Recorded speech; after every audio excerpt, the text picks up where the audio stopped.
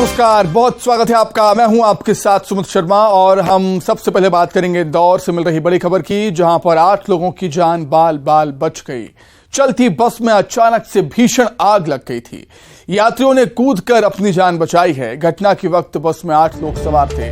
Fire brigade की team ने मौके पर पहुंचकर आग पर काबू पा लिया। इंदौर से सारंगपुर ये बस जा रही थी, तभी अचानक से बस में आग लग जाती है। अफरा तफरी मच जाती है। जो बस में लोग सवार थे, यात्री सवार थे, वो कूदकर बस से बाहर निकलते हैं, अपनी जान बचाते हैं। 8 लोगों की जान बाल बाल बची है।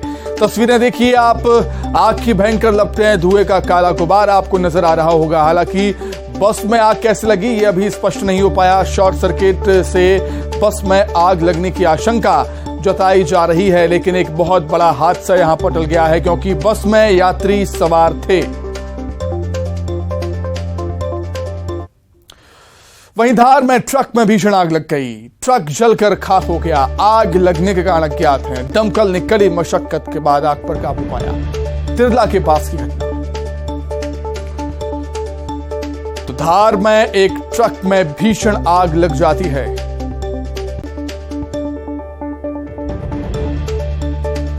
तो 2 तस्वीरें हम आपको दिखा रहे हैं। एक तस्वीर है इंदौर की और एक तस्वीर है धार की।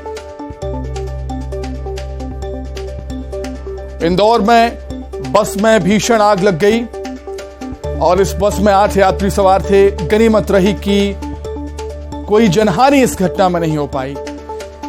यात्रियों ने बस से कूदकर अपनी जान बचा ली। वहीं धार में ट्रक में भीषण आग लग जाती है। दमकल की टीम वहां पहुंचती है, आग पर काबू पाया जाता है। आगे बढ़ेंगे। दमोह के गंगा जमुना स्कूल को लेकर एक और नया खुलासा हुआ है। दूसरी तरफ इसे लेकर सियासत भी जारी है। स्कूल पर हुए एक्शन को लेकर AIMIM प्रमुख ओवैसी ने सवाल उठाए। वहीं उनके बयान पर बीजेपी ने पलटवार किया, जबकि कांग्रेस ने पूरे मामले में विभाजन की पॉलिटिक्स करने के आरोप लगा दिए।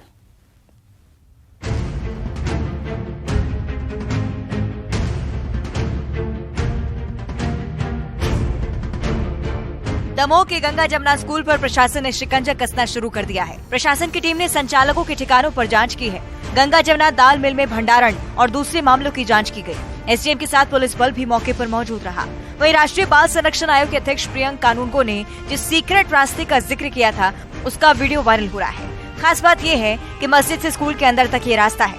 बड़ा सवाल ये भी है कि स्कूल और मस्जिद के बीच ये रास्ता क्यों बनाया गया।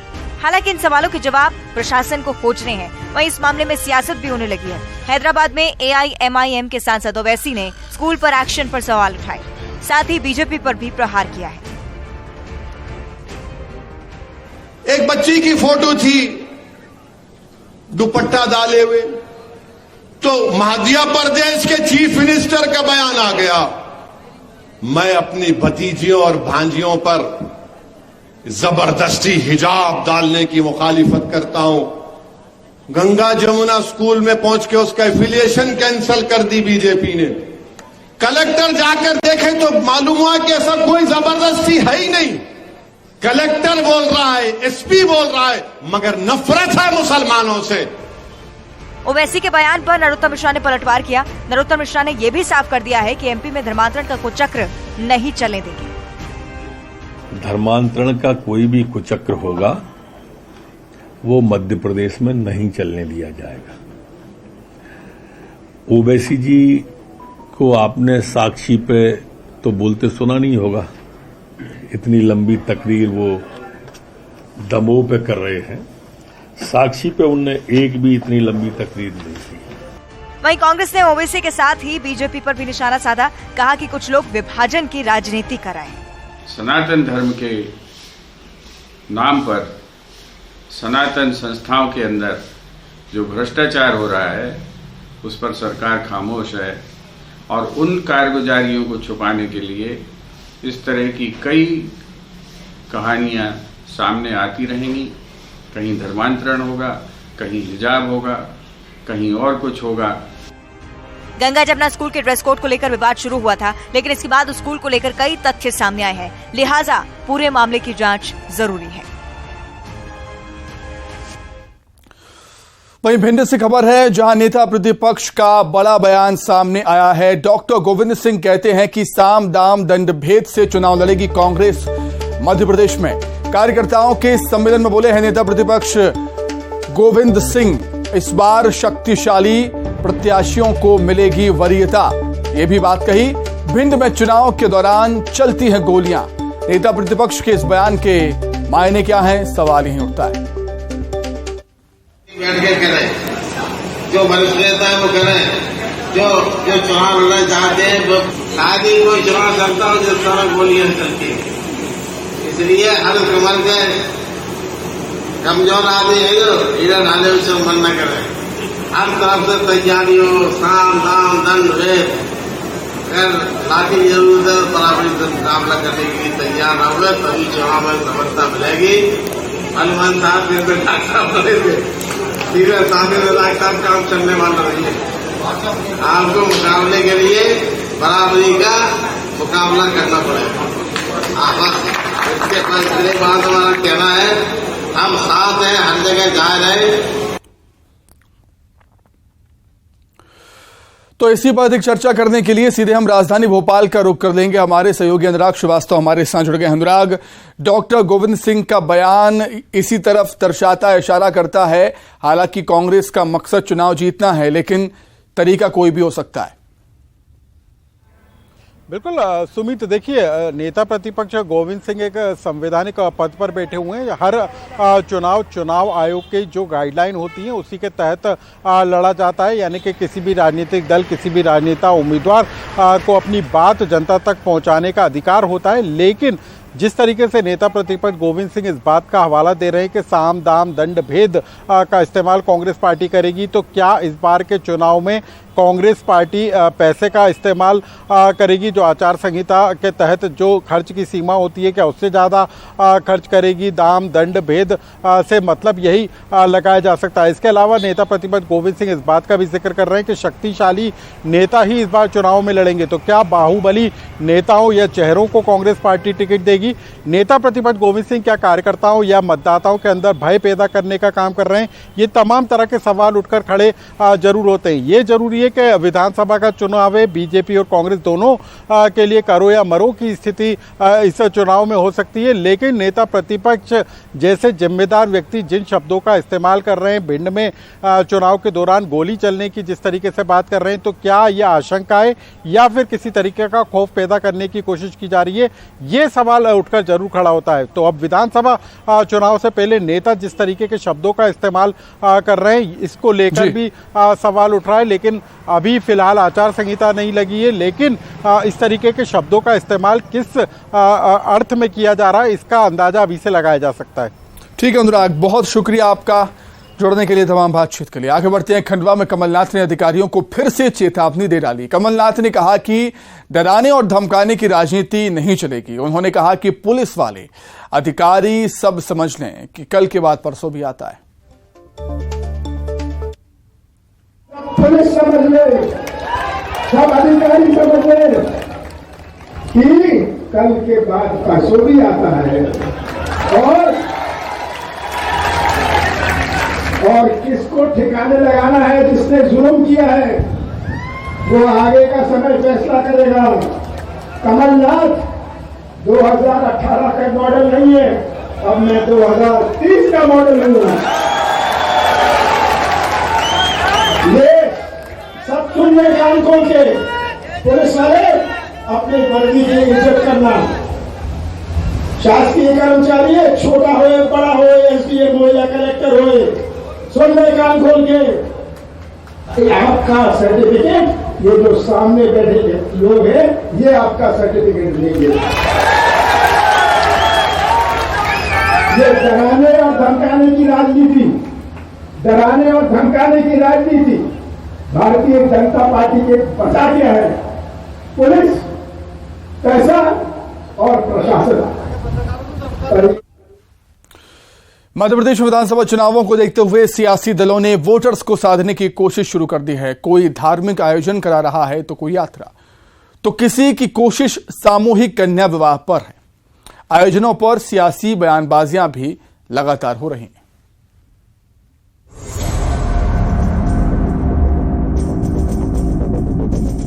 मध्य प्रदेश में चुनावी शंखनाद भले इलेक्शन कमीशन की तरफ से ना हुआ हो, लेकिन दंगल को लेकर तैयारियां सियासत के खिलाड़ियों ने शुरू कर दी हैं। वोटर्स को साधने की अपनी अपनी कोशिश है। नाम भले मदद का है। 20 जून को राज्यसभा सांसद सुमेर सिंह सोलंकी महेश्वर में जगन्नाथ यात्रा आयोजित करेंगे। यात्रा में 1 लाख से ज्यादा श्रद्धालुओं के जुटने का दावा है। जनजाति समाज के लोग पारंपरिक वेशभूषा में शामिल होंगे। मध्य प्रदेश में महेश्वर माहिष्मती नगरी में मां नर्मदा के किनारे एक भव्य और दिव्य भगवान जगन्नाथ की रथ यात्रा का आयोजन किया जाना है। इस रथ यात्रा में मालवा, निमाड़ और मध्य प्रदेश के कई जिलों के श्रद्धालु लाखों की संख्या में आमंत्रित किए गए हैं। राजनीति के जानकारों की माने तो प्रदेश की आदिवासियों के लिए आरक्षित 47 सीटों पर बीजेपी की नजर है। पिछले चुनाव में कांग्रेस ने 30 सीटें हासिल की थी, लिहाजा कांग्रेस दावा कर रही है बीजेपी के ऐसे आयोजनों से दाल गलेगी नहीं। हमने तो ये भी सुना था कि आदिवासियों को साधने के लिए सुमेर सिंह सोलंकी जी को मुख्यमंत्री बनाया जाने वाला है। कभी सुनते हैं कि वो अध्यक्ष बनने वाले हैं, कभी सुनते हैं कि उप मुख्यमंत्री बनने वाले हैं। तो ये सब आज भाजपा में अपनी अपनी पब्लिसिटी करने के लोगों ने बहाने ढूंढ लिए हैं। आयोजन मंत्री गोपाल भार्गव भी करने वाले हैं सामूहिक कन्या विवाह का। इसमें कई ऑफर भी हैं। 49,000 कैश के साथ मंत्री जी नए जोड़ों को टूर पैकेज भी देंगे। लकी ड्रॉ का भी ऑप्शन है। मैंने ऐसे आयोजन करने का निश्चय किया है और उसके पीछे कारण भी यही है कि हर साल नवाचार करते हैं, तो इस बार कुछ नया करें। तो इसमें यह है कि 100 के ऊपर एक जोड़े के लिए, मतलब 2100 जोड़े यदि विवाहित होंगे तो उनके लिए उनका मन का डेस्टिनेशन जो भी होगा, जहां भी उनको ले जाना होगा, उनके लिए यहाँ भोपाल से इकोनॉमी क्लास में 3 दिन 2 रात का टूर करवा देंगे। मंदसौर में मंत्री हरदीप सिंह डंग बागेश्वर सरकार की कथा का आयोजन करा रहे हैं। वहीं इस फहरिस्त में कांग्रेस नेता भी शामिल हैं। हनुमान चालीसा का पाठ से लेकर तमाम आयोजन किए जा रहे हैं। यकीन मानिए ये शुरुआत भर है। बागेश्वर धाम प्रमुख पंडित धीरेन्द्र शास्त्री, पंडोखर सरकार और शंकराचार्य निशानंद सरस्वती ने निशाना साधा है। शंकराचार्य ने तो पंडित धीरेन्द्र शास्त्री को बीजेपी का प्रचारक करार दिया।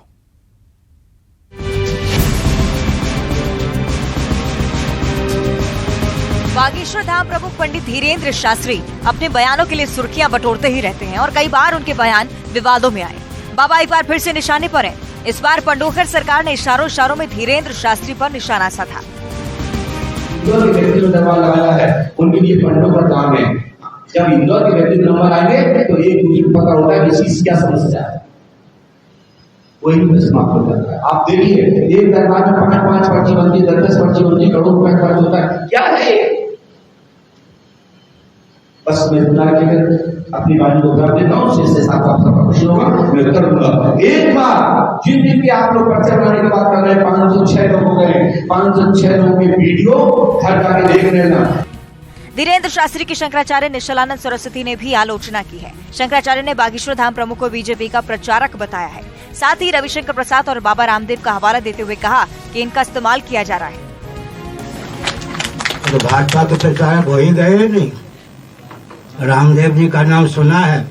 भाजपा ने दोनों को प्रचारक बना करके मौनी बना दिया या नहीं? शासन कर रही भाजपा, दोनों को मौनी बना दिया या नहीं? हनुमंत कथा के साथ अपने विस्फोटक बयानों से पंडित धीरेन्द्र शास्त्री सुर्खियां बटोरते हैं। बाबा की आलोचना भी होती रही है, लेकिन खास बात यह है कि बावजूद इसके उनकी लोकप्रियता बढ़ती जा रही है।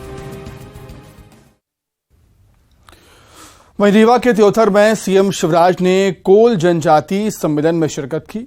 सीएम ने कोल गढ़ी के विकास और संरक्षण कार्य का भूमि पूजन करते हुए कहा कि आज एक संकल्प पूरा हो गया है। कोल गढ़ी का गौरव लौटाना त्योथर का गौरव लौटाने जैसा है।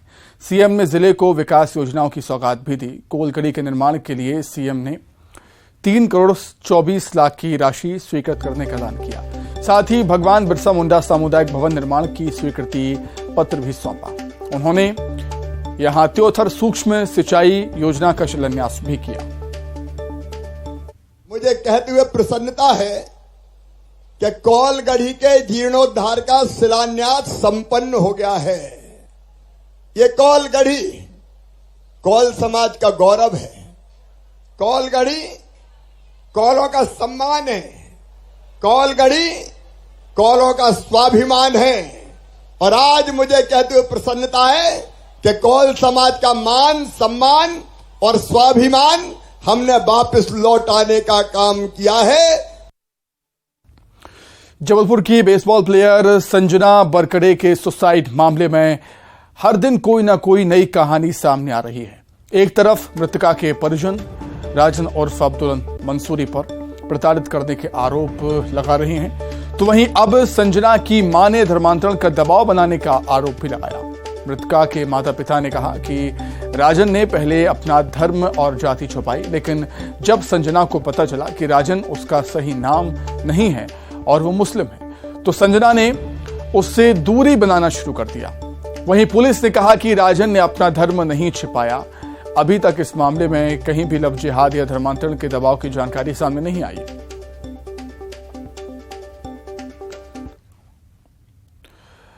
हरदा से खबर है, जहां डगावा शंकर गांव में किसान राजेश करोड़े की जिला अस्पताल में इलाज के दौरान मौत हो गई।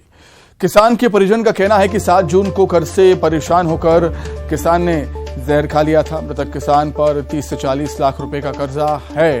ये कर्जा साहूकारों से लिया था, जो वसूली के लिए घर आकर परेशान कर रहे थे। हालांकि इतना कर्ज कैसे और क्यों लिया था, ये मालूम नहीं। पुलिस ने कहा है कि मामले की जांच जारी है।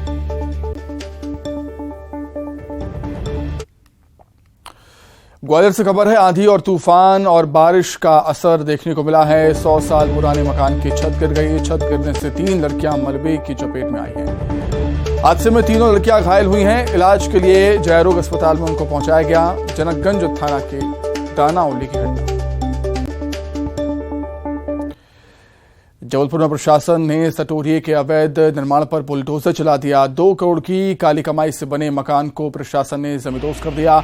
आरोपी पर 40 से ज्यादा मामले दर्ज हैं। नुमान तला में पुलिस ने कार्रवाई की।